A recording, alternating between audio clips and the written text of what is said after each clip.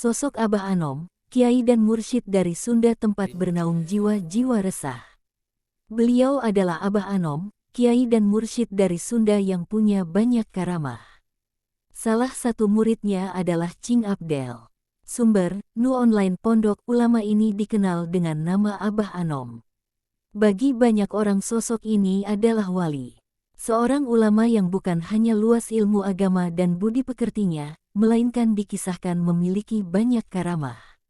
Abah Anom adalah panggilan dari ulama bernama lengkap Kiai Haji Ahmad Sohibul Wafa Tajul Arifin yang dilahirkan di Suryalaya, Tasikmalaya, tanggal 1 Januari tahun 1915.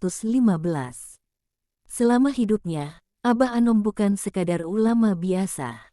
Ia adalah pejuang saat masa revolusi, sekaligus mursyid tarekat. Muridnya tersebar di pelbagai penjuru tanah air, termasuk pesohor Abdel Ahrian atau Cing Abdel. Dikisahkan dalam buku Pangersa Abah Anom, Wali Fenomenal Abad 21 dan Ajarannya, Noura Books, 2013 karya Asep Salahuddin, Abah Anom adalah fenomena di jagat spiritual Nusantara. Sebagai mursyid tarekat dan sekaligus ulama sepuh tempat berteduh jiwa-jiwa yang resah, ia jadi tempat bernaung mereka yang kerap tersekap di lorong gelap masalah serta merindukan jawaban dan jalan keluar, tulis Asep Salahuddin di halaman 46 karyanya. Betapa tidak, hampir tiap hari, Pondok Suralaya di Tasikmalaya, tempat ia mengabdikan hidupnya, senantiasa didatangi sowan pelbagai orang untuk meminta nasihat, mengadukan masalah mereka atau sekadar mencari berkah. Belajar dari banyak pesantren, jadi mursyid tarekat. Abah Anom sendiri adalah putra kelima Syekh Abdullah bin Nur Muhammad, pendiri Pondok Pesantren Suryalaya, dari ibu yang bernama Hajjuriyah.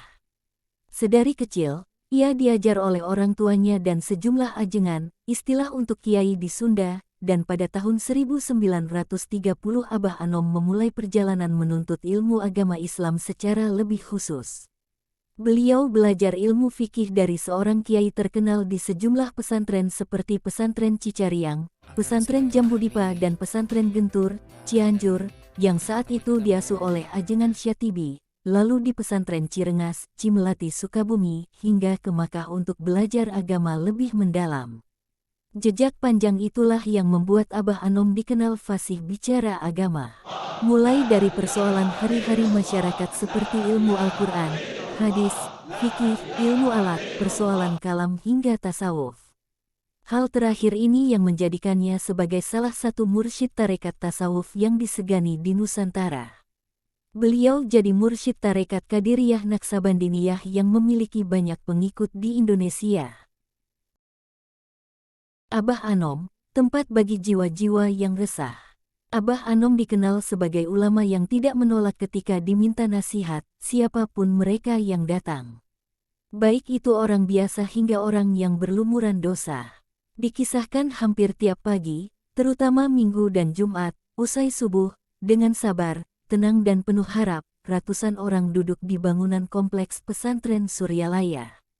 Sering kali harus berdiri, menunggu sebuah pintu berwarna coklat mengilap kekuning-kuningan terbuka. Di sanalah Abah Anom tinggal sepanjang usianya.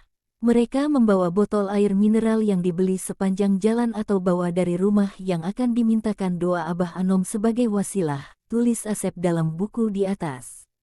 Wasilah adalah istilah dalam Islam yang bermakna perantara atau jembatan. Botol-botol itu sebagai salah satu wasilah untuk doa-doa agar harapan-harapan tercapai. Biasanya, ulama-ulama sepuh ataupun kiai tertentu yang dianggap punya karamah diminta untuk memberi wasilah tersebut seperti halnya Abah Anom. Sebotol air, ya sebotol air putih dan bening. Tidak kurang dan tidak lebih. Setelah didoakan, para tamu membawanya seakan-akan membawa air dari telaga surga,